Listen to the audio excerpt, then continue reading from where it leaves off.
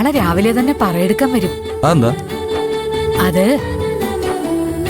ചെമ്പരത്തിക്കാവിലെ ദേവി ഭക്തരെയൊക്കെ കാണാനിറങ്ങുന്നതാ. ആഹാ. ഓരോ വീട്ടിലെ സാധനങ്ങൾ ഒരുക്കി വെച്ച് ദേവിയെ സ്വീകരിക്കാനായി കാത്തിരിക്കും. ഓ. അപ്പോ വെളിച്ചപ്പാടും മേളക്കാരും ഒക്കെ ആയിട്ട് പറയെടുക്കാൻ വരും. ഓ. ദേവിക്ക് പറ കൊടുക്കുന്നതും ദേവി അത് സ്വീകരിക്കുന്നതും വലിയ പുണ്യമായിട്ടാ പറയുന്നേ.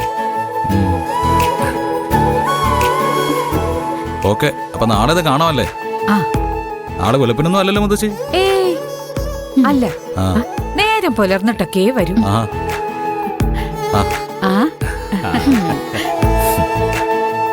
സാർ ഇവിടെ വന്നിരിക്കായിരുന്നോ? ഞാനും അച്ഛനോടി പുറത്തു പോയി അന്വേഷിക്കാൻ തുടങ്ങുമായിരുന്നു. ആ, ഞാനിങ്ങനെ മുത്തശ്ശിയുടെ കഥയൊക്കെ കേട്ടിരിക്കായിരുന്നു. പിന്നെ മുത്തശ്ശി തല മസാജ് ചെയ്തപ്പോ നല്ല സുഖം ഇങ്ങനെ കേട്ടിരിക്കാൻ. മെനഞ്ഞാന്ന് എനിക്ക് തലവേദന വന്നപ്പോ എന്റെ തലയൊന്ന് മസാജ് ചെയ്യാൻ മുത്തശ്ശിയോട് പറഞ്ഞായിരുന്നോ? അപ്പൊ മുത്തശ്ശി എന്താ പറഞ്ഞത്? എനിക്ക് കൈ വേദനിക്കുന്നു, എന്നെ കൊണ്ട് പറ്റില്ലെന്ന്. ആ, അപ്പൊ എനിക്ക് കൈ വേദനിച്ചു.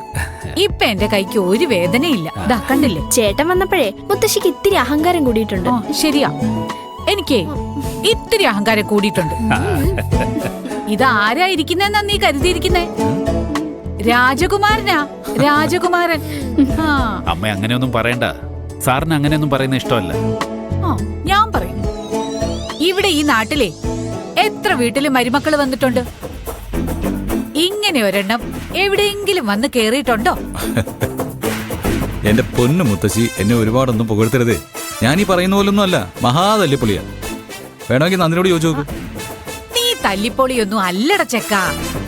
നീ അങ്ങനെ കരുതി കൂട്ടി കാണിച്ചു നടക്കുന്നതല്ലേ? അയ്യടാ, ഏട്ടനെ തല്ലാനും തുടങ്ങിയോ? ആ, നന്ദിനി, ഇനി നീ ഇങ്ങോട്ടിരുന്ന് ഈ തലേന്ന് തടവി കൊടുത്തേ. അയ്യോ, എന്നെ കൊണ്ടൊന്നും പറ്റില്ല. ആഹാ, ഇങ്ങോട്ട് ഇരിക്കാനല്ലേ പറഞ്ഞേ? അങ്ങോട്ടിരുന്നേ. ഇരിക്ക അവിടെ. ആ കൈ തലയിലോട്ട് വെക്ക്. ഇങ്ങനെ വെക്ക്. ആ, തടവി കൊടുക്ക്. ആ, അല്ല, നിങ്ങളൊക്കെ എന്ത് കട നിൽക്കുക? അത് ശരി, എന്നെ ഇവിടെ എടുത്തിട്ട് പോവാണോ? ബാക്കിയൊക്കെ നിങ്ങൾ കെട്ടിയനും കെട്ടിയോളും തമ്മിലായിക്കോ. വാ പിള്ളേരെ, നമുക്ക് പോവാം. വാ മോനെ. നടക്ക്. അല്ല,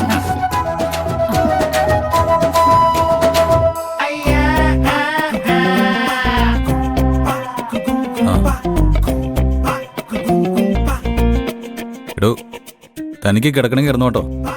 സാരല്ല, സാറിങ്ങനെ സുഖിച്ചിരിക്കല്ലേ, കുറച്ചു കഴിഞ്ഞ് കിടക്കാം. നന്ദിനി, നന്ദിനി, ഉം. ജീവിതം ഇത്ര രസമുള്ള കാര്യമാണെന്ന് എനിക്കറിയില്ലായിരുന്നു. ഞാൻ ഇപ്പോഴാണ് ശ്രദ്ധിക്കുന്നത്. ഇവിടെ ഉള്ളവരുടെ ചിരി, കണ്ണുകളിലുള്ള സന്തോഷം, ഇതൊന്നും ഞാൻ വേറെ എവിടെയും കണ്ടിട്ടില്ല. അതെന്താന്നറിയോ? സാർ ആരെയും ബോധത്തിൽ കണ്ടിട്ടില്ലല്ലോ. മദ്യത്തിന്റെ ലഹരി കാണുമ്പോ എല്ലാരും ഒരുപോലെ ഇരിക്കും. ആ, അതും ശരിയാ. തനിക്ക് കൈവേദനിക്കുന്നുണ്ടോ?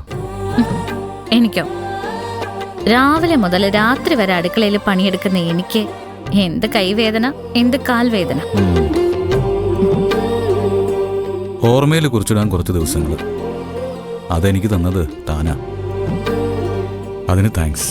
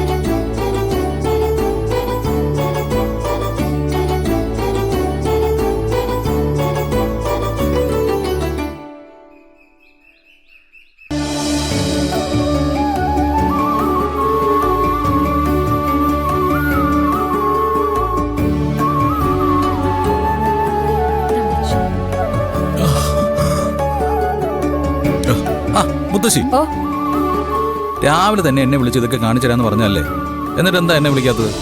സാറിനെ വിളിക്കാൻ വന്നപ്പോ സാറ് നല്ല ഉറക്കം. അതാ പിന്നെ ബുദ്ധിമുട്ടിക്കണ്ടെന്ന് വിചാരിച്ചേ. ആ, ഹാ. ഞാൻ ഹെൽപ്പ് ചെയ്യണോ?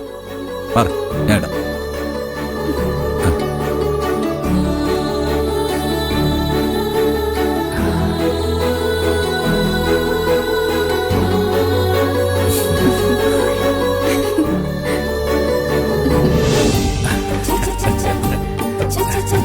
ഈസി. നിനക്കിവിടെ എത്തില്ല.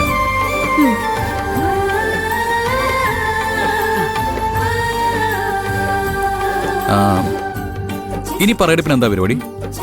ഇനി അവര് വരണം. ആ വരുന്ന സമയത്തെ നമ്മൾ ഈ വിളക്കൊക്കെ കത്തിക്കൂ. ആ. അതെ.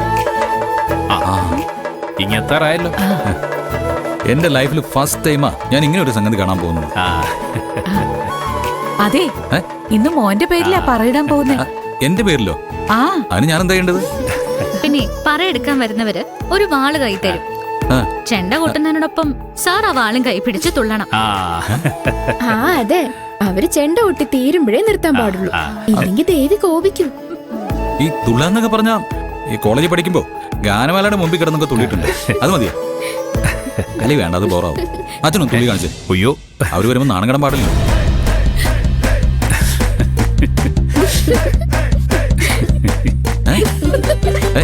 അതാ what happened? എല്ലാരും കൂടി ചേട്ടനെ പറ്റിച്ചതാ. അങ്ങനെ തുള്ളൊന്നും വേണ്ട, വെറുതെ നിന്നാ മതി. അത് ശരി. ആ അതെ, തന്റെ നാട്ടിൽ വന്നപ്പോ എനിക്കറിയാത്ത കാര്യങ്ങൾ പറഞ്ഞ് എന്നെ പറ്റിച്ചല്ലേ? തിരിച്ചങ്ങോട്ട് വരുമല്ലോ. ആ അപ്പൊ പറ്റിക്കാനുള്ള മാർഗങ്ങൾ എനിക്കും അറിയാം. ഓ, അതല്ലേ നിത്യേന ചെയ്തോണ്ടിരിക്കുന്നേ. ഇനിയിപ്പോ പ്രത്യേകിച്ച് എന്ത് ചെയ്യാനാ? കണ്ടോ മുത്തശ്ശി, ഇതാണ് ഇയാളുടെ കുഴപ്പം. ഇടയ്ക്കിടയ്ക്ക് മുള്ളെടുത്ത് ഒരൊറ്റ കുത്തു വെച്ചത്. എനിക്ക് കുഴപ്പമൊന്നുമില്ല, ഞാനത് മൈൻഡ് ചെയ്യാറില്ല.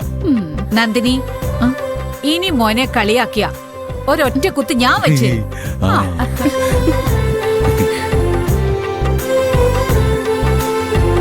ഹായ്. ദാ, സുഖാണോ മനു? നന്ദിനി, ഇതേതായി കക്ഷി? ആ, അപ്പുറത്തെ ഗീതേച്ചിയുടെ മോന മനു. ഓ, കാണുന്ന പോലെയൊന്നും അല്ല, അവൻ നല്ല ബ്രില്യന്റാ. ഓ. സ്കൂളിൽ സയൻസ് എക്സിബിഷൻ ഒക്കെ അവനാ കിങ്. ആ, പിന്നെ അവന്റെ ഒരു സ്പെഷ്യൽ ഐറ്റം ഉണ്ട്, ഫോട്ടോഗ്രാഫി.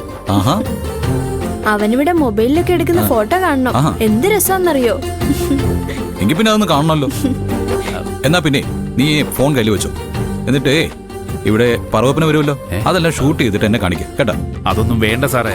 അവന്റെ കയ്യിൽ നിന്ന് വീണ് പൊട്ടുവെല്ലാം ചെയ്താലോ? അതൊന്നും സാറില്ല. എടാ, നീ ഫോട്ടോസൊക്കെ എടുക്കുമല്ലോ. ഞാൻ എടുത്തോളാം ചേട്ടാ. ആ ഓക്കെ, റൈറ്റ്. ഫോട്ടോസും വീഡിയോസും ഒക്കെ എടുത്തിട്ട് അതൊക്കെ എനിക്ക് വീട്ടിലേക്ക് അയച്ചു കൊടുക്കണം.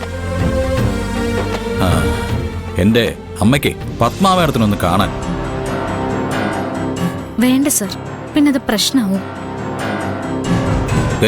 ഞാൻ ജീവിതം ആഘോഷിക്കുന്നത് കാണേണ്ടത് പത്മാമേടം തന്നെയാണ്. സോ നമ്മൾ വീഡിയോ എടുക്കുന്നു, അയച്ചു കൊടുക്കുന്നു. ഓക്കെ.